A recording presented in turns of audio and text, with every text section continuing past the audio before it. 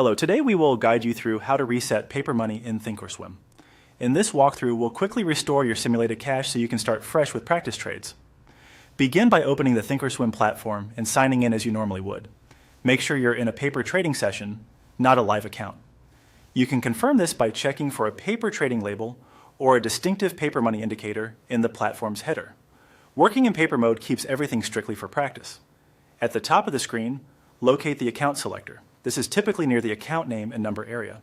Click that selector and verify that the account type is set to margin.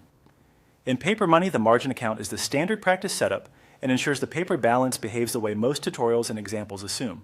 If you see a different account type, switch it to margin before moving on. Next, head to the Monitor tab. You'll find this along the main navigation near the top of the platform. The Monitor tab is where you see your activity and positions, and it's also where the account adjustment tools live. Once the Monitor tab is open, look to the right side of the screen for the Adjust option. This typically appears on the right edge of the account or positions area. Click Adjust, then open the Set Account Cash dropdown. This control lets you override or refresh the simulated cash value in your paper account.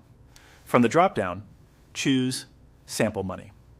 Selecting Sample Money restores the platform's default practice cash level, giving you a clean slate to test strategies or begin a new simulated trading plan. After selecting Sample Money, click OK to confirm. The platform will apply the change and refresh your paper balance. Give it a moment, then glance back at your account details to confirm that the cash value now reflects the reset amount.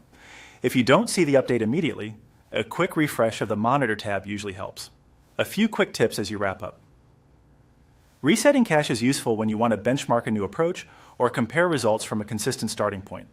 Be sure you're only making these changes within the paper account so they remain purely for practice.